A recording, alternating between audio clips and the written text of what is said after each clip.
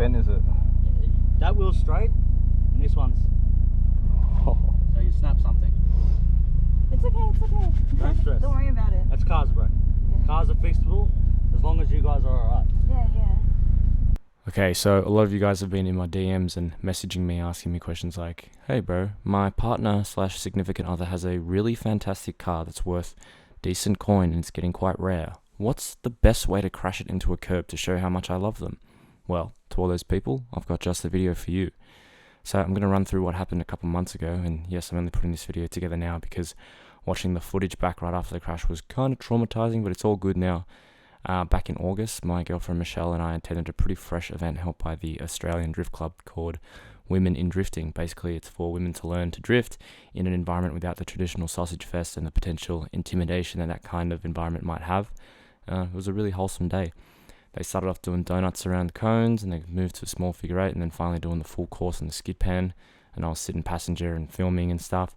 You can see the whole progression in one of my previous videos. I'll link it down below.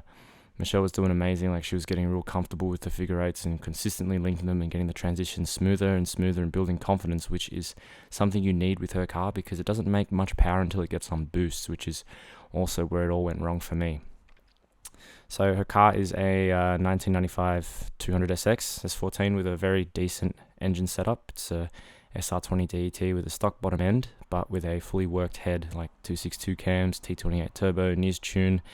On high boosts, it made 230-ish real kilowatts, and I'm not going to lie, it's the fastest car I've ever ridden in, or driven, because it's light and the boost kicks in like a horse kicking you in the chest. To drift a full skid pan course, you have to be in boosts around the big sweeping corners, and having the confidence to have your foot flat to the floor is not something that comes straight away to people who enjoy not dying. So it was mad seeing Michelle progress to the point where she was almost linking the track consistently. It was towards the end of the event. I think there was only like an hour left, and I can't remember whether I asked the driver or she told me to give it a whip, but yeah, I hopped in the seat, and boy does her car drive well. I've had 2 Volvo 240 drift cars now with pretty substandard steering setups, mostly stock but with coilovers, and that's pretty much exactly what Michelle's car had. But I've never experienced the joys of S chassis self-steer. So when I hopped in her car and I realized I didn't have to go spaghetti mode fighting the steering wheel, it felt like I'd become the god of drifting with this cheat code of a car. I got way too confident, and instead of transitioning in this section, I decided to turn it into one big sweeper, which is something I've done before in my own NA Volvo.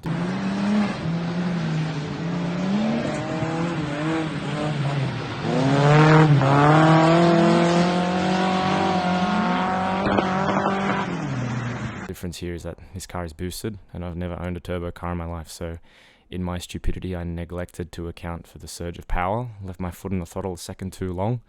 When boost came on, it came on hard, and I just wasn't good enough or experienced enough to react in time, and it swung the car back towards the wall, and then fucking bang. If you watch the footage, it looks like I smacked the shit out of the concrete barriers, but even if luck wasn't on my side for the crash, it definitely was on my side for the outcome, because it turns out that there was this curb that jutted out of the ground like a good 10 centimeters, and it was actually what the car hit. I fucking drove straight into that. Yeah, it's okay. So No, it's okay, don't stress. I'll fix it all. So only the front passenger wheel just slightly curbed the wall.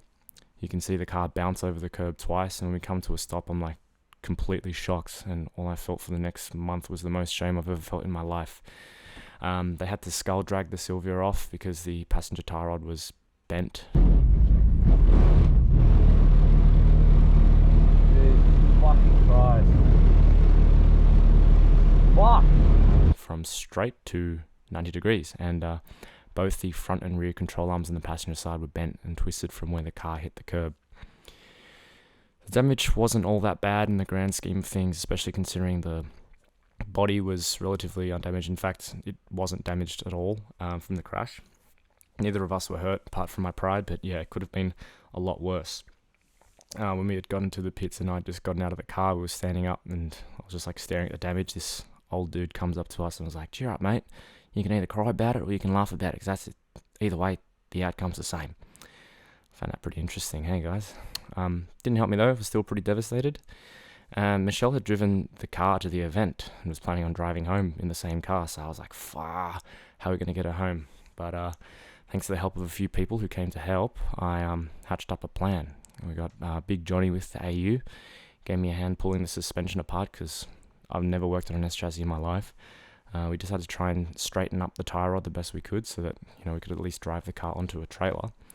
And what he did was pull the tie rod out, and he had his car trailer with his AU Falcon still on it, and so he drove the trailer back and forth over the tie rod, and that kind of squished it out, and it was pretty epic.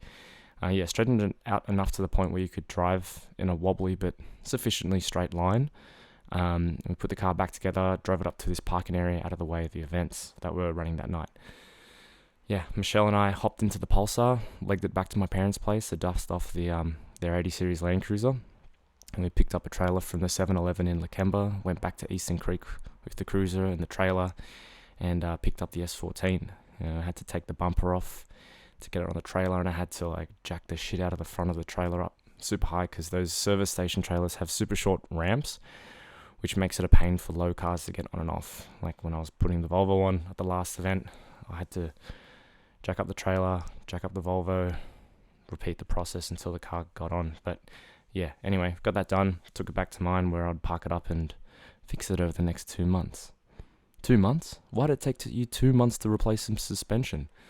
Honestly, it was a mix of being really busy with work and my band, and I also needed time to process it all and also kind of just research how to do it and what kind of upgrades I was going to do to the old girl whilst it was on the jack stands. I ended up deciding to upgrade the control arms all around with ZSS adjustable arms. They're from Just Jap in Kirrawee in Sydney.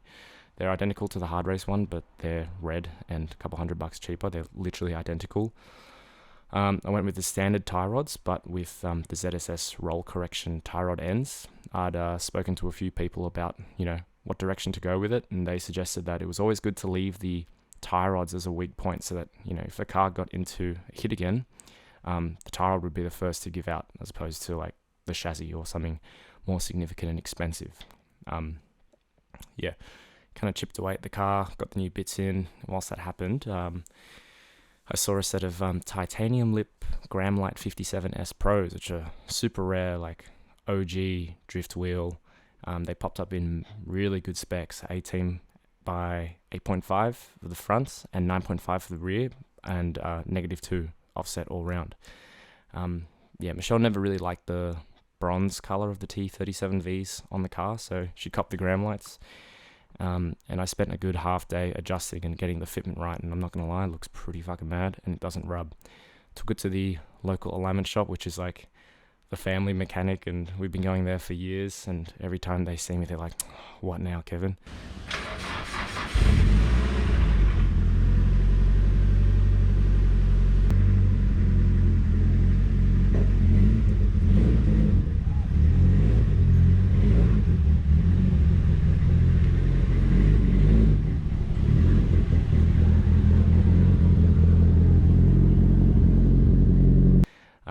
I was like, "Sorry boys," but they got it driving straight and nice without messing up the fitment, and the car's back up and running good and looking real good. And Michelle was so chill about the whole thing whilst I spent the whole time freaking out, so all I can say is that I'm one lucky dude, and Michelle, I'm sorry for what I did to your car, but your ball joints were all cooked anyway, so the crash needed to happen in order for us to get you new ball joints. Anyways, thanks for watching, and I hope you all learned something. See you next time.